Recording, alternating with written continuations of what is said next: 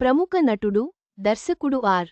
నారాయణమూర్తి తన తాజా చిత్రం, యూనివర్సిటీ గురించి ఆసక్తికర విషయాలను వెల్లడించారు. ఈ సినిమా ఆగస్టు 22న విడుదల కానుంది. విద్యా వ్యవస్థలోని సమస్యలను ప్రతిబింబించే ఈ చిత్రానికి ప్రభుత్వ సహాయం తీసుకోకూడదని ఆయన నిర్ణయించుకున్నారు.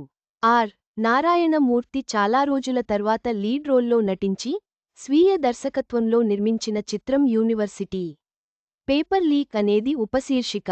నేటి సమాజంలో విద్యా వ్యవస్థ ఎలా ఉందో చెబుతూ ఆయన ఈ మూవీని తెరకెక్కించారు.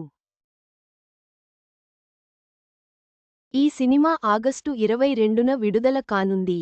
ఈ సందర్భంగా హైదరాబాద్లో నిర్వహించిన సమావేశంలో ఎమ్మెల్సీలు గోరేటి వెంకన్న, అద్దంకి దయాకర్లతో పాటు దేశపతి శ్రీనివాస్, అందెశ్రీ, జయరాజ్, నందిని సిద్ధారెడ్డి, ప్రొఫెసర్ ఖాసీం, పలువురు విద్యార్థి సంఘాల నాయకులు పాల్గొన్నారు. యూనివర్సిటీ సినిమా కేవలం విద్యార్థులే కాదు, ఉపాధ్యాయులతో పాటు తల్లిదండ్రులు కూడా చూడదగిన మూవీ అని అన్నారు. ఆర్. నారాయణమూర్తి మాట్లాడుతూ, నేటి సమాజంలో కాపీయింగ్ అనేది చాలా ప్రమాదకరమైనదని ఆయన అన్నారు. మన విద్యారంగంలో కొన్నేళ్లుగా జరుగుతున్న పేపర్ లీక్స్, గ్రూపు 1, 2 లాంటి ఉద్యోగ ప్రశ్నా పత్రాల లీక్స్ చూస్తుంటే విద్యార్థుల భవిష్యత్ ఏం కావాలి? నిరుద్యోగుల జీవితాలు ఏమైపోవాలి? వాళ్లకు పాఠాలు బోధించిన గురువులు ఏం కావాలి? అని మా సినిమా ద్వారా ప్రశ్నిస్తున్నామన్నారు.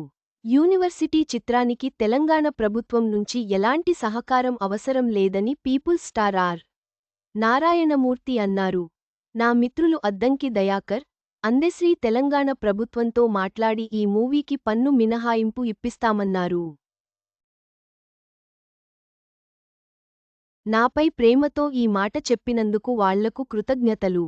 కాని, నా సినిమాకు ఎలాంటి పన్ను మినహాయింపు వద్దు. ప్రభుత్వం నుంచి ఎలాంటి సహకారం వద్దు.